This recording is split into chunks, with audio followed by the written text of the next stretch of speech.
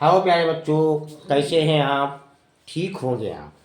आज हम आपको बताएंगे, कल हमने एक पार्ट बनाया था जीवन की प्रक्रियाएं जिसमें जैव प्रक्रम बोलते हैं, इसको लाइफ प्रोसेस बोलते हैं। तो उसमें हमने लाइफ प्रोसेस जीवन की प्रक्रियाएं और एनाबॉलिक और कैटाबॉलिक यानी अपचयी उपचयी क्रिया और पोषण के बारे में बताया था। और आज हम आपको बताएंगे पोषण के प्रकार, यानी जो पोषण होता है उसके कितने प्रकार होते हैं। तो पोषण के दो प्रकार होते हैं, एक होता है सुपोषित पोषण जिसको हम बोलते हैं ऑटोट्रॉफिक न्यूट्रिएंट्स। अब इसमें क्या आता है, सुपोषित में यानी जो अपना भोजन स्वयं बनाते, कहीं नहीं जाते, अपना भोजन स्वयं बना लेते, जैसे पेड़ पौधे प्रकाश में और क्लोरोफिल की उपस्थिति में अपना भोजन स्वयं बनाते हैं, तो ये सुपोषित में आते हैं।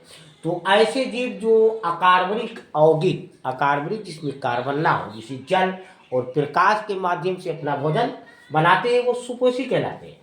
और इस क्रिया को यानी जी तो सुपोषित कहलाते हैं, और इस क्रिया को हम सुपोषण क्रिया भी कहते हैं।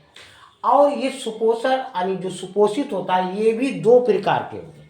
एक होता है प्रकाश संश्लेषी। अब प्रकाश संश्लेषी इसको हम बोलते हैं फोटोसिंथेटिक ऑटोट्रॉफ। अब इसमें बेजीव आते हैं, यानी परागहरण की सहायता से जो क्लोरोफिल होता है उसकी सहायता से ऊर्जा को रासायनिक ऊर्जा में यानी रासायनिक ऊर्जा में क्या यानी ग्लूकोज को तैयार करते हैं और उनको ऊर्जा मिलती है। और एक होता है रसायन संश्लेषी।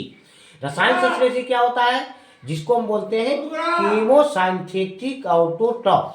अब इसमें आएगा बेजीव आते हैं जो कार्बनिक पदार्थों के संश्लेषण में यानी ऊर्जा को यानी प्रयोग करते हैं।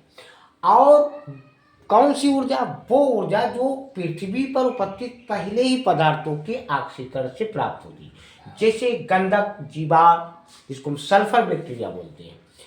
अब आता है हमारा परपोषित। परपोषित जो दूसरे पर, अब जैसे हम लोग हैं मानव है तो ये परपोषित, हम लोग भोजन लाते हैं फिर बनाते हैं। तो परपोषित में अब भोजन प्राप्त करने की अब ये विधि के आधार पर भी ये बांट दिए गए हैं। परपोषित क्या होते हैं, जो भोजन के लिए दूसरों पर आश्रित होते हैं उनको परपोषित बोलते हैं। अब इस ये भी भोजन के आधार पर बांट दिए गए। कैसे, एक होता है पूर्ण भोजी जिसको हम बोलते हैं होलोजोई। होलोजोई क्या होता है, जो ठोस पदार्थों को भोजन के रूप में अंतर ग्रहण करते हैं, जैसे अमीबा, एंटरीबा, हिस्टोरिका और मानव।